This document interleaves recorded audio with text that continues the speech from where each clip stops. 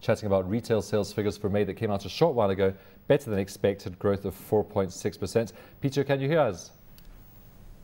Yep, hello. Very good afternoon, Peter. 4.6%, the market was looking for a rise of about 3.7%. What were your expectations for the retail sales? We were looking for 3.9, and I think it's important to remember here this was a pre-World Cup number.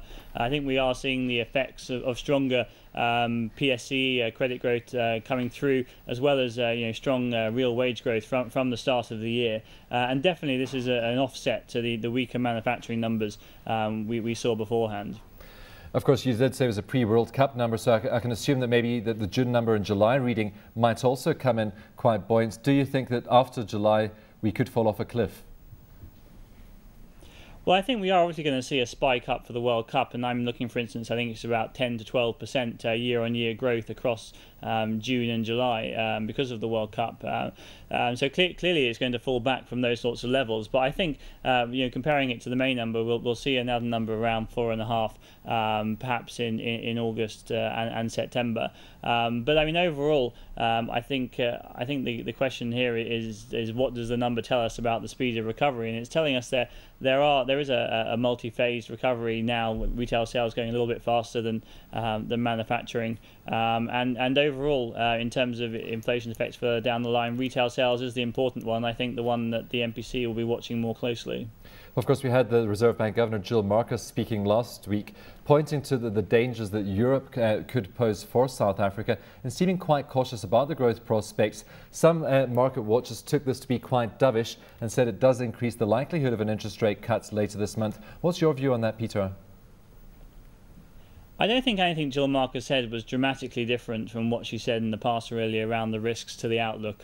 What she said at the last MPC meeting, for instance, around the risks from periphery Europe, Greece and Spain. So I thought her comments were, yes, a touch dovish, but nothing dramatically new. I think the key thing going forwards to the MPC meeting next week is what has changed, really, since the last MPC meeting. And there's not a lot, really. The rand is roughly where it was before. We have some stronger retail sales numbers. We saw a further increase in for instance, the SARB's leading indicator, perhaps a little bit of soft PMI reading. But on balance, I think the data set and the outlook for the SARB, which is, after all, seeing, I think, a slower recovery than the market is expecting, shouldn't be that different. And so I'm still looking for rates unchanged next week, albeit with a 30% or so chance of a cut. I think there's a slight probability that the doves on the committee can look in particular at the market pricing in a cut, and also at the fact that that the real rate, the sort of the ex-ante real rate is slightly higher now than at the last meeting, and they may just decide to push for a cut on that, but baseline is still very much rates unchanged next week. Peter, what sort of effect would a cut have on the economy? Do you think it would make much difference at this stage? Well, I think we have to remember that this would be a pro-cyclical cut. The economy is recovering. You'd be cutting during a recovery phase. And we are obviously seeing a pickup in for instance, credit to household sector, a recovery in retail sales, given what's going on with real wage growth. So I think overall it would actually have pretty limited effect. Traditionally the rate moves have a sort of a 12-month-ish sort of lag. You start seeing the effects after 6 months, and you don't really get going in terms of the effects on the economy to 12 to 18 months.